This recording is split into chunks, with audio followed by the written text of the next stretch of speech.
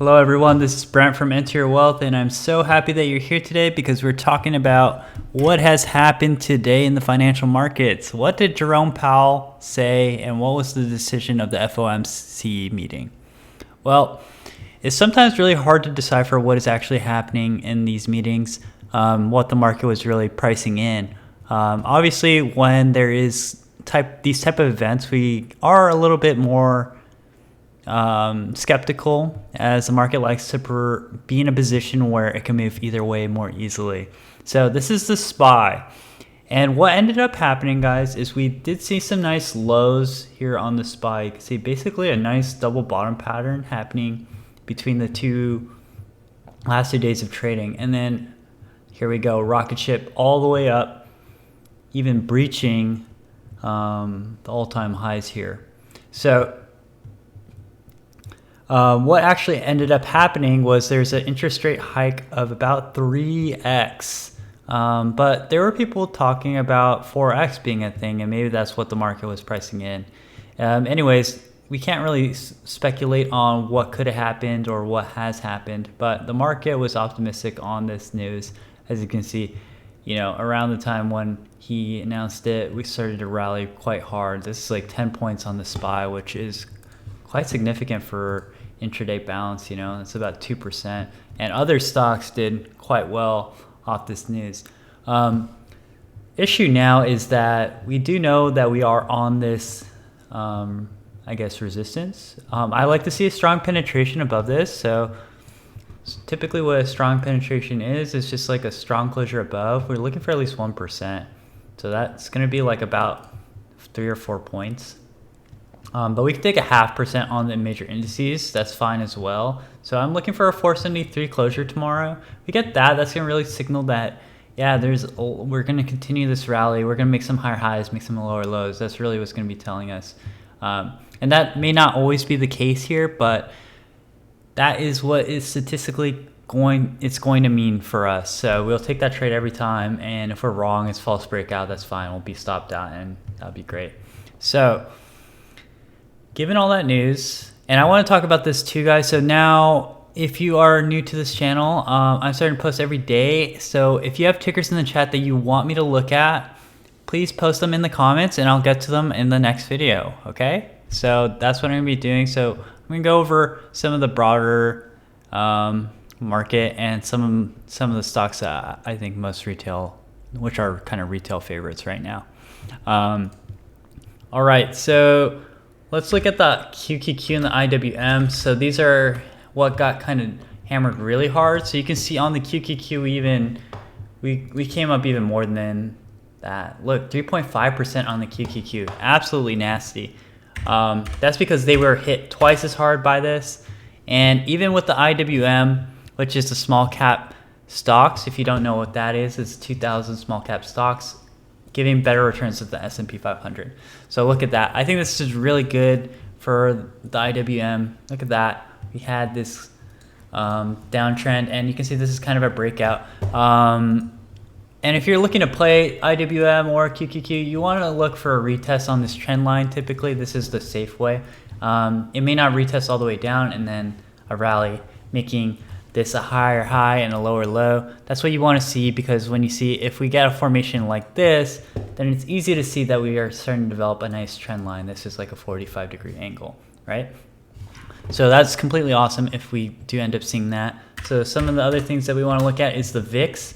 So I was talking about the VIX a lot on my TikTok lives and in the channel.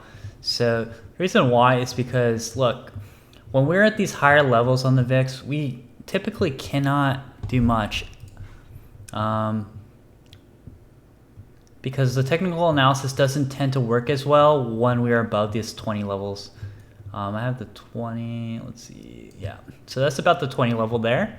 And also swing trading. So swing traders kind of leave the market here, and that's just like liquidity gone. It starts to become more of a scalping and day trading market.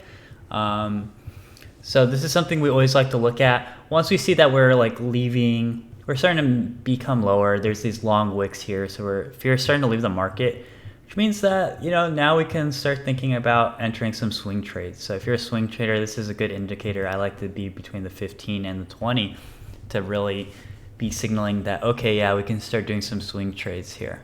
You know, that's what we always want to. We want to know what are our conditions, what are our roles for entering trades, and I think for me this is one of them for swing trading. All right, so let's go to some of the big stocks here. So one of the main ones, or I think it was one of the big gainers, and the semiconductors actually led the charge, which has kind of been what has been happening overall. So NVIDIA giving about 8% here. Really haven't changed much in terms of this downtrend. So it's not like anything has really changed, but look at this. This is such a strong movement, even closing above the 20 EMA. So for me, I can see NVIDIA going some more, guys. We can see NVIDIA breaking past this. I want to see this breakdown or break of this trend line. That'll really signal a lot of bullishness to me. And you know, we've kind of been in this range for a while, and NVIDIA typically does that. So yeah, I mean, if you look at it from this perspective, this is also like some type of key resistance, right? We expect there to be some type of fight for these levels. So, you know, today was kind of the day to really get most of the movement, because now we're waiting for this type of breakout to happen, right? So you kind of miss out on like about 15% on NVIDIA on that, which is kind of sad, but you know, there's always opportunities to be had, guys, so it's not really a big deal. If we see this breakout, you know, we can be making all-time highs here. So that is kind of what I'm watching. So Apple, absolute beast as well. You can see that we've been going really hard on Apple, and I just want to show you guys something. So we've been on, this was the initial trend. Let's draw actually the real initial trend. So this was like the real initial trend. So you can see what is happening is we're actually accelerating, and you can even see this is reflected on the moving average, which is on the 20 especially. And then you can see here we accelerate even more. So to me, this is kind of signaling that it's a little bit too aggressive. And even though Apple may continue to give some nice returns, I wonder if it's going to just consolidate and become this range. I don't think this is a sustainable uptrend for it. I want it to be more on this trend line. A 45-degree angle trend line is far more valid. All right. And I think lastly, we're going to go over Tesla today. But remember, put your tickers in the comments, guys, and then we'll get to it on the next one. And then I think that'll make it a little bit more interesting for the community, so we can see some of the things that you're looking at. Yeah. All right, so Tesla has been behaving very interestingly. I don't think it's been performing as well as some of the other stocks. You do see the same formation kind of with as the NASDAQ has. Let's see what the percentage is. So just like a little bit more than the NASDAQ. So it's like, should we have even gone into Tesla, or is just NASDAQ the better option here? Either way, you know, I think that Tesla will probably do pretty well into the end of the year, I'm hoping. But as you see, it's not doing as well as like something like NVIDIA, or even close to as going as Apple. And this is because Tesla kind of ran really early on into the season. So we see this in the past that we have these type of formations happening before.